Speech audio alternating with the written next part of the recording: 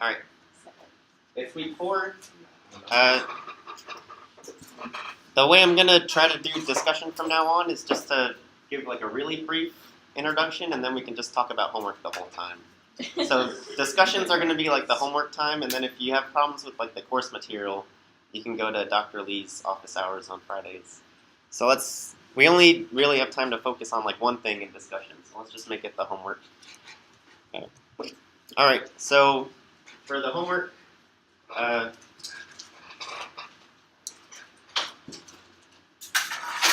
the first, at some point they start talking about SNPs, and these are just single nucleotide polymorphisms.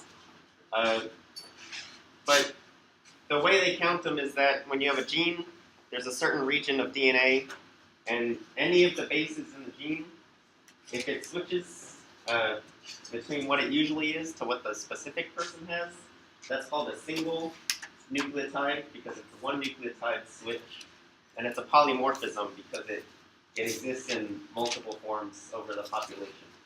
So these are just kind of like point mutations. It's like a single letter change in the DNA, and to technically call it a SNP, it has to be in more than 1% of the population.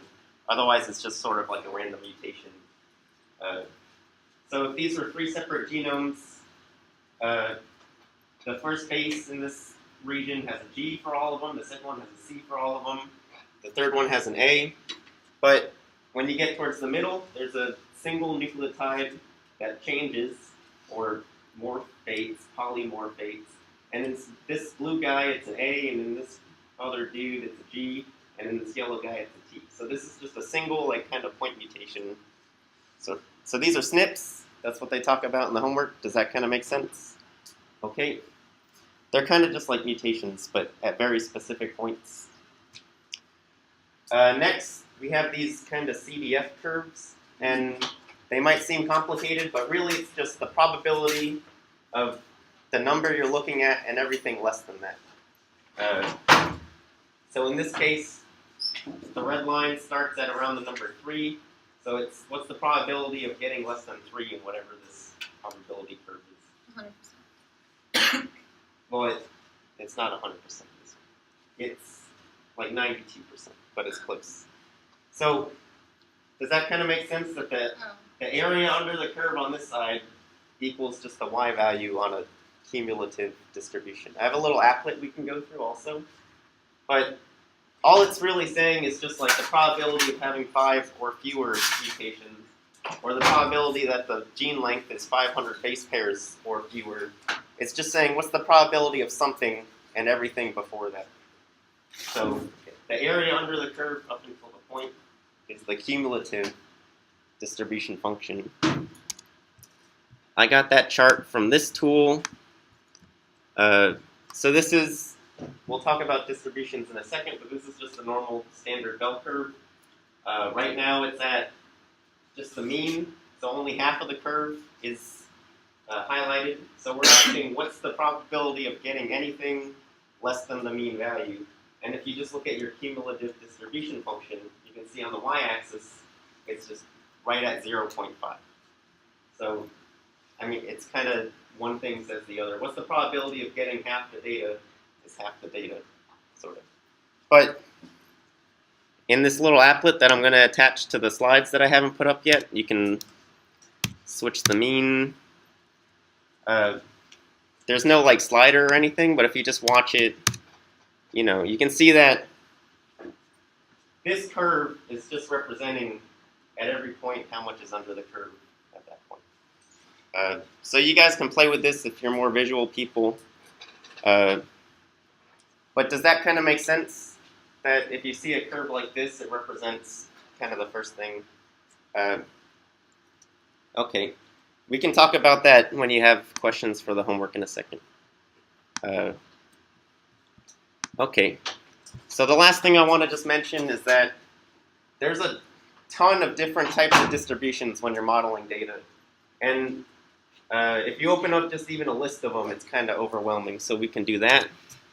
Not to overwhelm you guys, but there's tons of different kinds of distributions. But you don't really have to worry about it too much, because in the lectures we just say some old people 200 years ago determined that this type of distribution represents, if you're looking at mutations in a genome or if you're looking at point mutations, or we'll tell you the distribution and then you can go kind of look into it.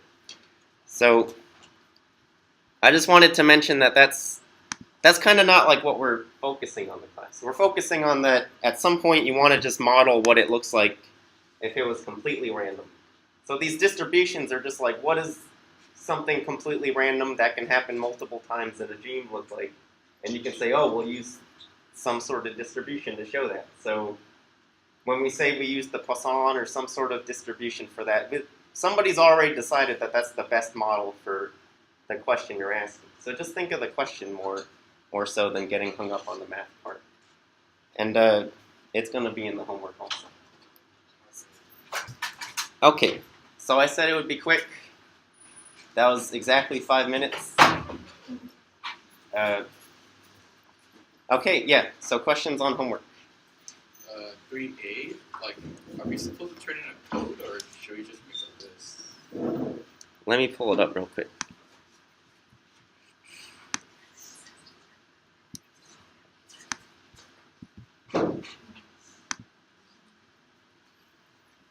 Okay, so the question is 3A. I think that's 2A. Is it? Oh, you're right. Page 3.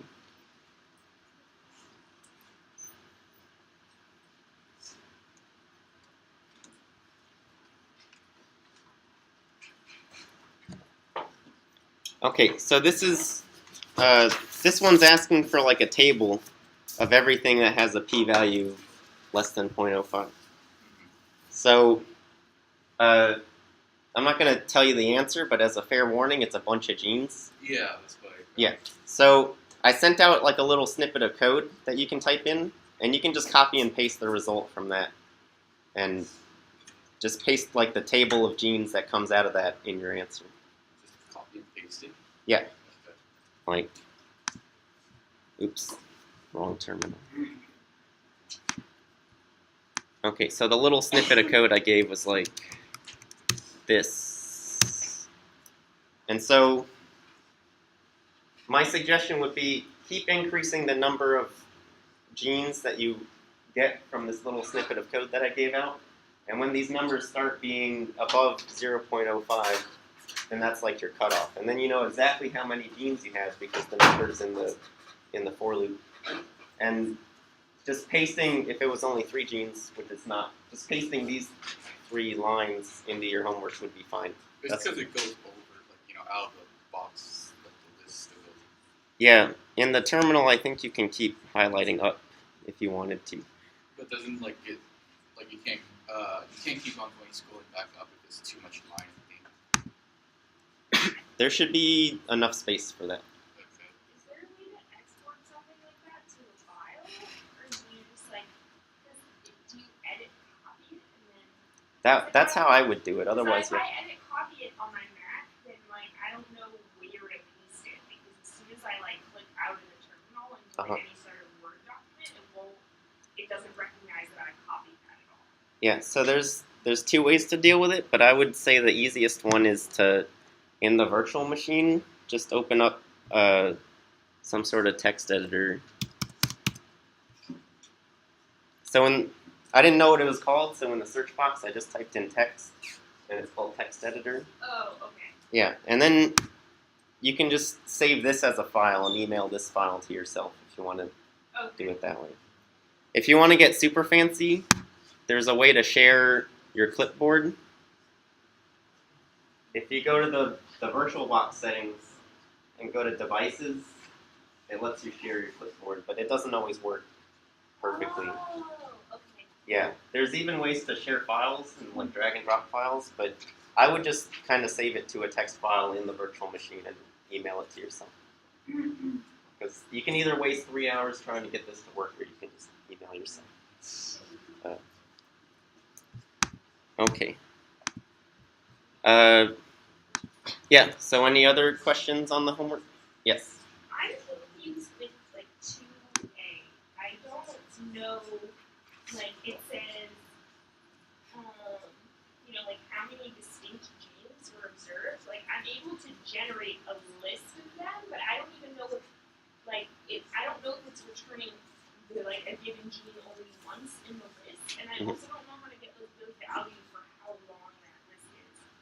Like, I'm just really confused. I mean, it's a really stupid question.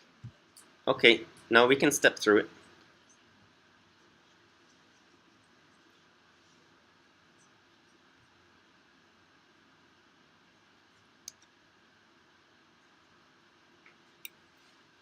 Okay, so I think it only does each gene once, I think, is the most helpful bit of that answer. But, So then I can put in, like, length of, yeah, and, like, gene snips dot keys, and then it should give me the length. correct. And I guess we can step through it just to see if it works, but, That would be really awesome. okay. Because I bet, like, in a certain amount of time. Yeah, because when I do that, it just, like, tells me it has no, like,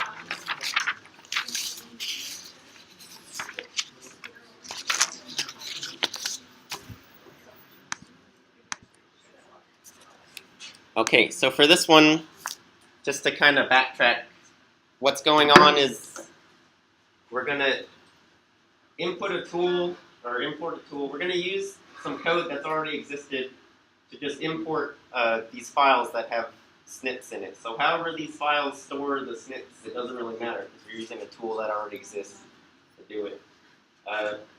When we do that, we save it in a variable called SNPs. We use a function just called like analyze or read tag files. That doesn't really matter. They're going to end up in a variable called SNPs. And then we can find the total number of SNPs before looking at which genes they're in. And it can even give you the first SNP down here. But the real interesting thing is to see how many mutations happen within genes. So there's another tool in the same stuff that we imported before. It's called analyze, and then map SNPs to chromosome, and it's only one chromosome. So you give it all of the SNPs, which we just imported before. You give it the alignments from the original E. coli genome that we imported in question 1, and then also the sequence it needs for that too, so the DNA. Anyways, so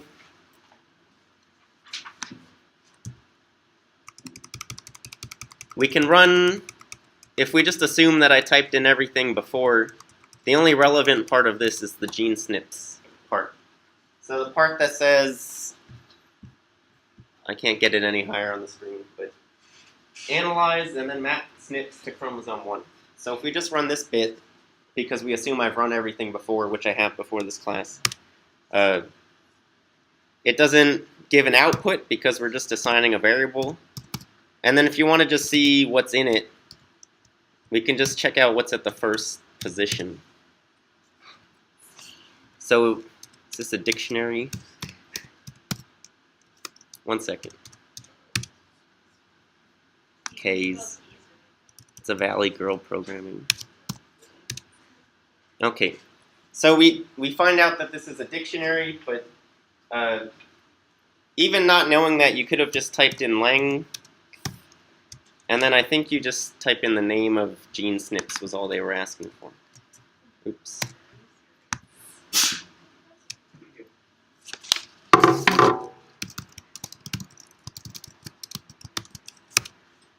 That's not true.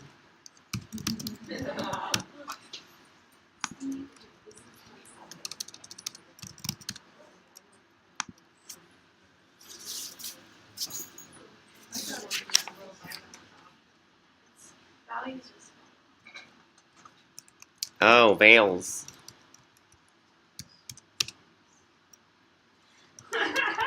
Okay, I don't know what's going on here. I might have...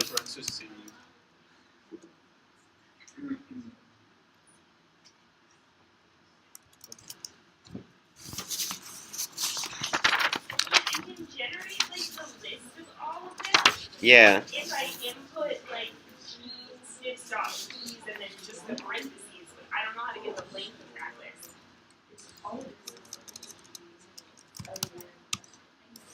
Oh, I messed this up.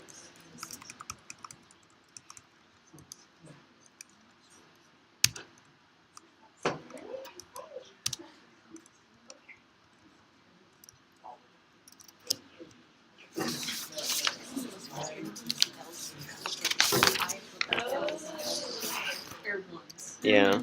So I made so many typos, thinking that it was an L.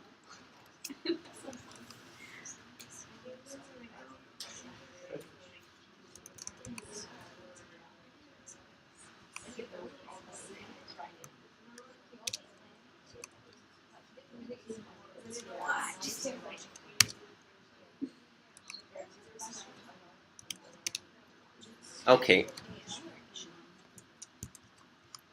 So at some point before, we assign SNPs just one value, but when you do it in order in the homework, first you say, okay, give me the SNPs from the files, and then you say, give me, oh, I went too fast again. But, so that's the list you want, right? Okay. A number of Yeah, so you can just do length of that. Can I ask a question? Yes. So I had some issues figuring out which letters were L's and which ones were ones. Okay, they're usually L's. Oh, like for the gene SNPs equals analyze.maps, that's A-L. Oh, In the parentheses. that could be a 1. Your best bet would be to copy and paste it from the PDF if Okay. it's super confusing. You're talking about on 2A. 2A. As an example.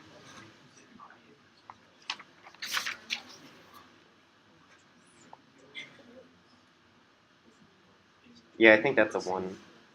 The L's are slightly more slanted straight. It's not a good choice of fonts. So I think if you don't set up the shared clipboard like I did, I think you can just pull up the web browser in here. So like Firefox.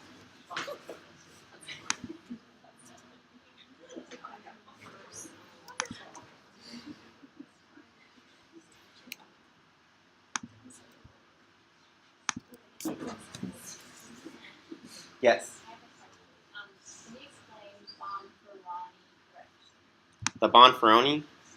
Okay, so that's 3b, correct? Yeah. So before we said we want to set the cutoff at n equals 0.05, but that only works if you just did the experiment one time. But in this, there's like a for loop, and it goes through every gene individually. So you're really doing the same like coin flip or same statistical test 17,000 times, or however many your n is.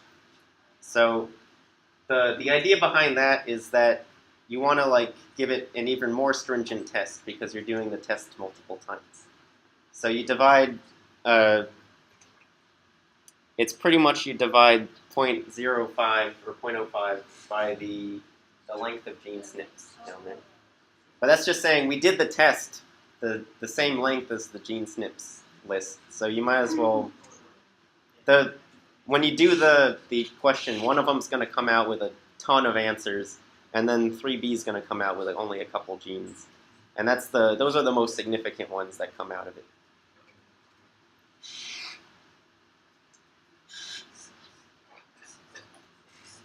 But all it's saying is that when you do the same test multiple times, the chance of just getting random noise to come out of it increases the more you do it. So you have to make it more stringent the more you do the same test.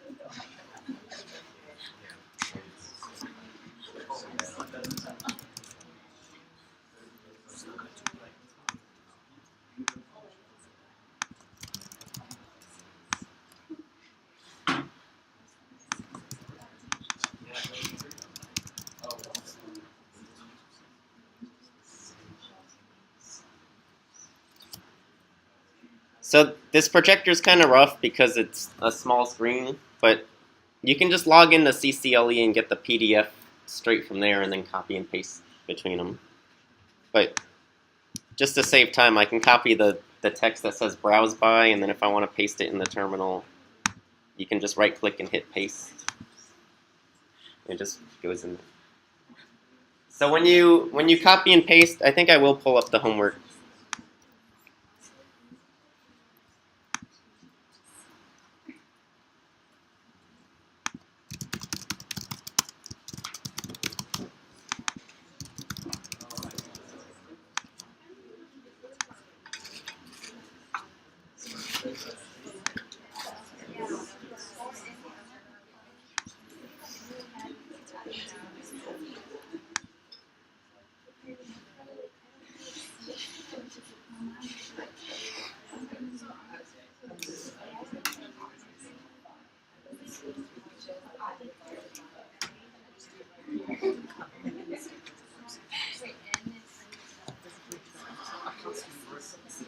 I was just about to talk about it, but you're right. So when you pull up the PDF inside the virtual machine, and you want to copy and paste inside the virtual machine, sometimes it messes up because the single quotes are like not the straight single quotes. So let's say I wanted to copy the line that says pyplot semilog.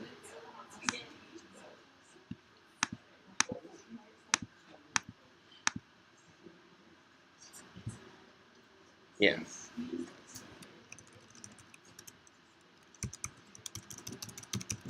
So sometimes the copy and pasting isn't perfect, but it makes it a lot quicker.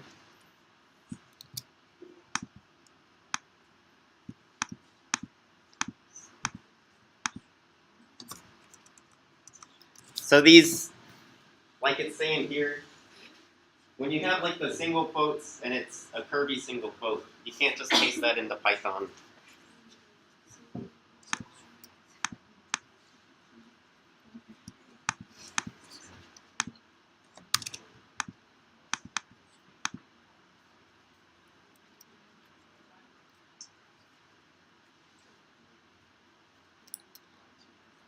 Yeah, maybe don't just copy and paste it from the PDF in the Python. Okay. So, I mean, I would recommend setting up this shared clipboard thing, and it seems to work pretty well for me. But if I just copy it from, in this case it's from Mac, or if you guys have Windows, if you copy it from your main computer and then put it in like whatever text editor you use, and then you want to fix the curvy quotes to the straight quotes, and then you can paste it in Python, that works. And I was doing that before class, and it was pretty quick. So, yeah, I mean, typing it's kind of a pain. Even when you're typing it, there's like things to make it easier. When you press the up arrow key in the Python terminal, it cycles through all the stuff you've been typing before, so that makes it quicker. Any other questions about the homework specifics?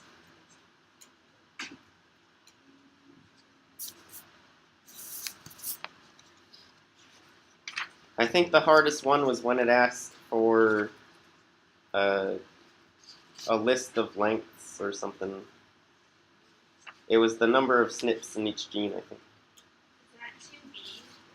Because that's what I'm looking at right now. Yeah, so that's 2B.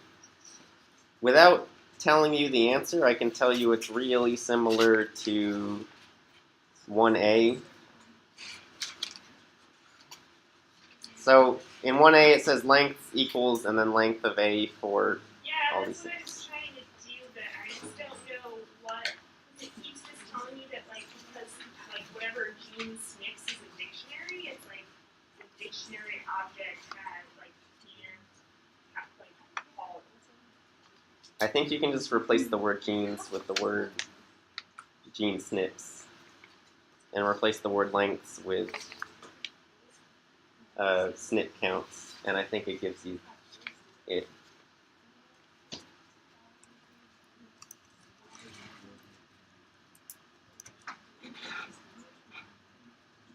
Yeah, that's it. Well, I mean, in you have these like SNPs per gene. Yeah, it's the gene SNPs variable right above it.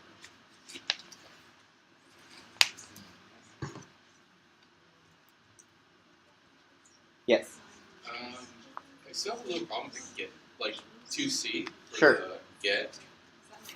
Did you guys read my announcement on how to open stuff with the text editor?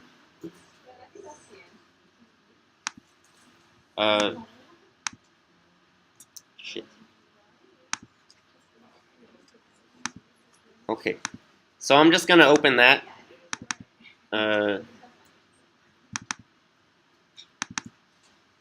Okay, so what's your question with this one? So it's just basic. Am I to like? I don't understand what the like what's a zero? I guess. The zero means just that if it doesn't have anything, you create a dictionary key for the number. And So- because I kept playing around with the get, and it seemed to like store like record the number and then just increment it like as I go along. Mhm. But like somehow it just reset if I were to play. Like, I guess if I start back from like position 1, I guess. So it's like, am I to understand that it's just mostly like record, I guess? I don't get what you're asking. Does I it- can kind of go through what it does.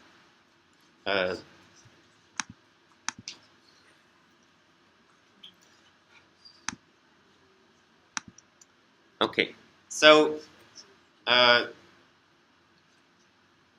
let's do this. So let's say we have the list of SNPs, and then there's gene 1.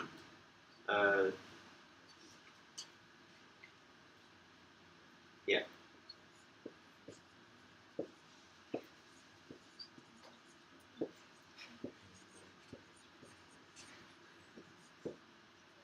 Okay, so as like a quick set, let's say there's 4 SNPs. One of them's in gene 1, one of them's in gene 2, one of them's in gene 3, and then one of them is in gene 1 again. So just by looking at this, the number of SNPs in gene 1 is going to be 2, and the number of SNPs in gene 2 and 3 is just going to be 1. So this is kind of just making like a tally mark, where you can say 1, 2, 3.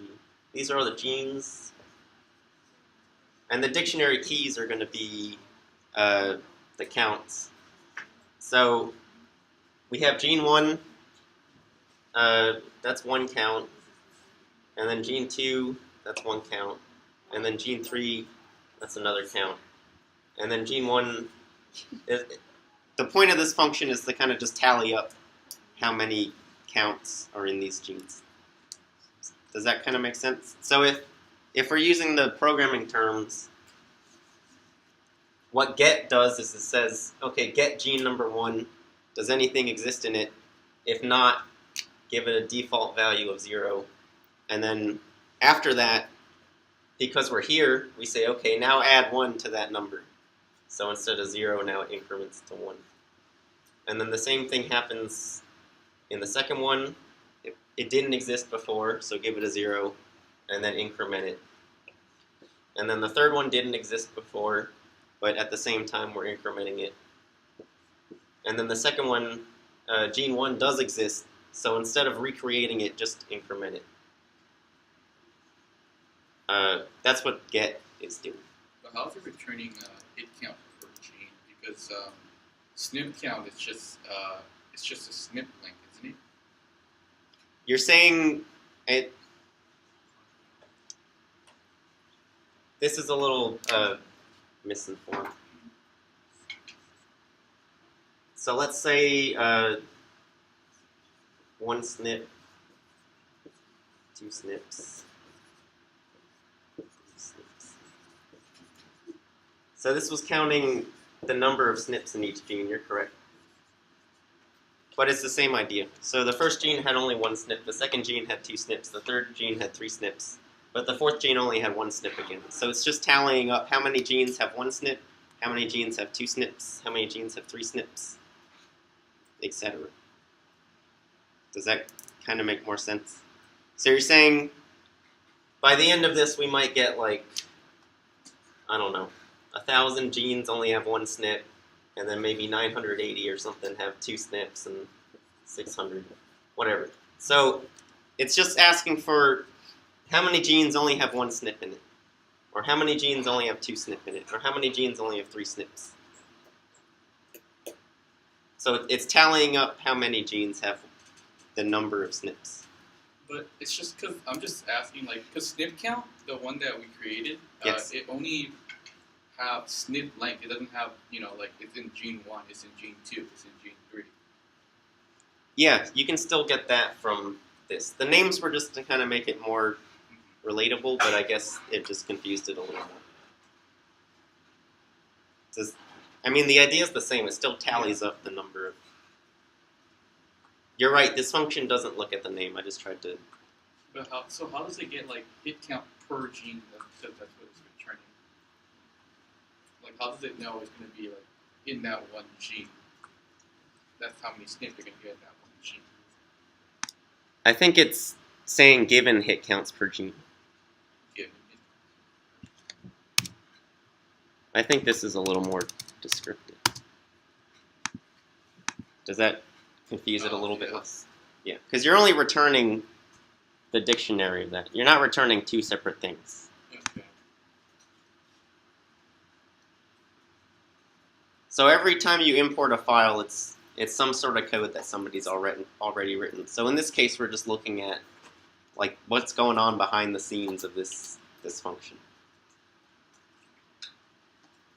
If you want to do it more like how the computer sees it,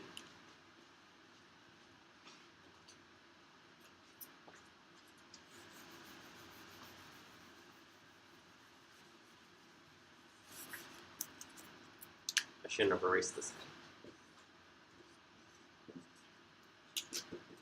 Okay, so you're giving it just a list, right, of like 6. Let's keep them the numbers on the thing. 1, 2, 1, 3, 6, whatever. This is what you're feeding it, right?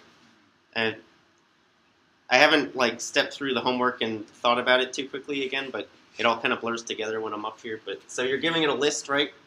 So this is saying what's the first thing in the list? That's a 1. Does 1 exist in our dictionary? Well, we start with a blank dictionary, so the answer is no. So it says 1, and there's 0 things so far just as we're creating it. That's get. And then the next part says +1. So then the number of genes with 1 SNP in it is now 1. So, okay, we're done with the first element. Now we're looking at the second element. Okay, that's a 2, the same story. It's 0, and then we increment to 1. But then when we get here, we see it already exists in the table, and we don't have to set a new default value. So then it says, okay, third element, what is it? It's a 1. If I did it as like tally marks, would that kind of be clear? I need to find. Okay, so then it says 3, there's nothing there. 3, 1 tally mark. It goes down here to 6 and makes a tally mark. But as it's scanning through all your gene SNPs counts, it's going to keep adding tallies. That's not a tally. But anyways, does that kind of make more sense? It looks at each individual count per gene. It doesn't know which gene it is. It's just counting up the number of 1s, the number of 2s, the number of 3s. This is a kind of tricky one too, if you don't really... You have to think of it in terms of like, okay, it's looking at each element one at a time, and it's adding up each one at a time. And then the part where you have to set a default, just because of how Python is, kind of confused it a little bit. But yes, question? So for the get function, do they have to have those 2 elements in there? Do they have to get with a C to W? I think the reason we use get is just to give it a default value. Otherwise, you would just say D of C is equal to D of C plus 1. I mean, that's all you're trying to do. You're just saying add 1 to what the count is. But if it counts, if it doesn't exist in your dictionary, then Python gives you an error. I don't know what you're trying to add to what, and then. But I mean, it's really just saying when you see a number, increment the count of that number. Kind of. Did this clear up a little bit more, or just confuse stuff more? Okay. Okay. Yeah, the get is just because Python is programming is hard, and you have to tell it exactly what to do, or else you get an egg on your face. Okay. Any other questions? We still have like 20 minutes. Yes. I plot the graph of 1D, and there are 2 lines, but I don't know what those 2 lines are. Okay. Well, those are the CDFs that we talked about. I mean, the real question is, do these lines look similar, or do they not look similar at all? Well, I think they look pretty similar. Comment on it, and I don't know what I'm supposed to say. Like similar. Yeah. Okay, whatever. It would take too long for me to plot it again, but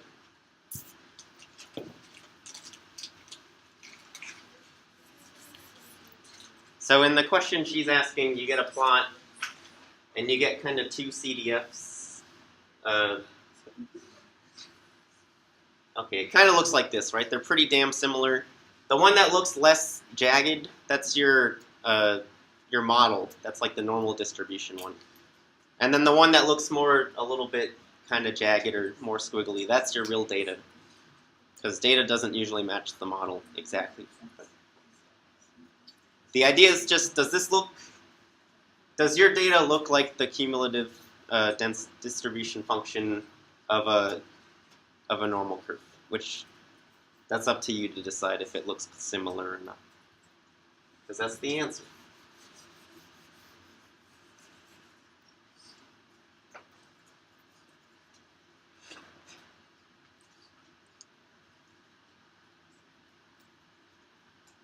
Okay, so do you want me to just stick around and you guys can keep typing stuff and maybe ask questions?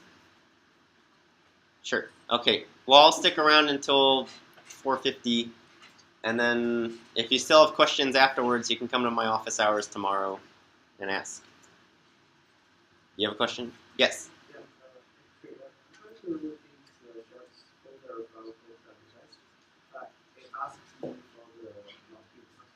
Oh. Yeah, I sent on the discussion forum. It's this class.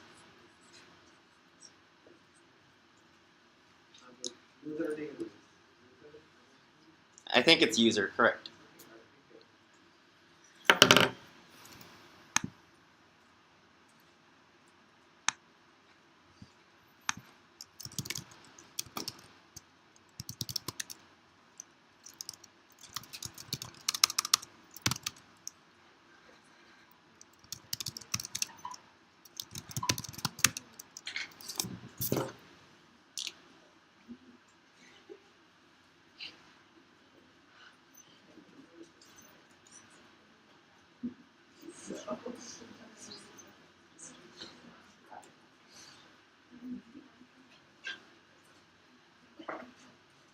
Yeah, so if you need to reinstall something for the copying the clipboard back and forth, this is the username, is user, and the password is just this class, all lowercase, no spaces.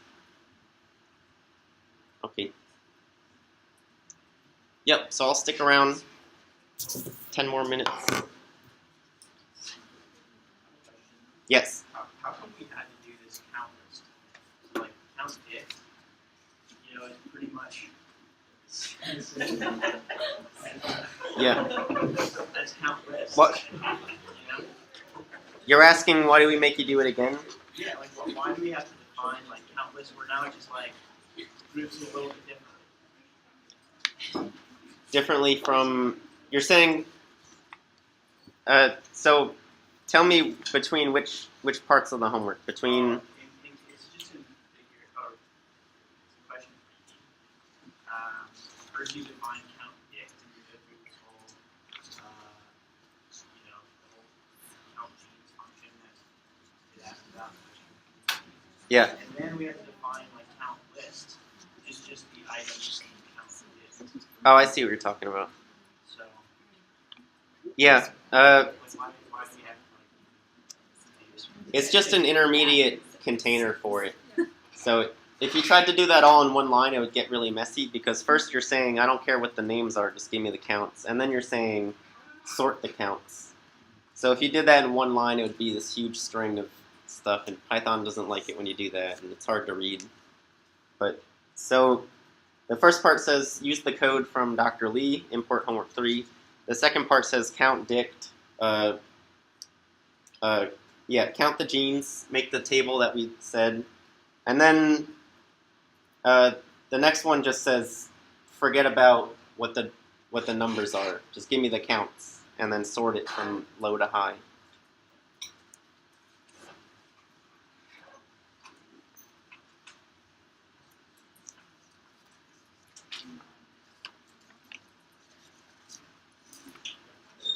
It's the reason you choose a dictionary over a list is because you want to give each element a name, but when you don't care about the names, you can just put it back in a list.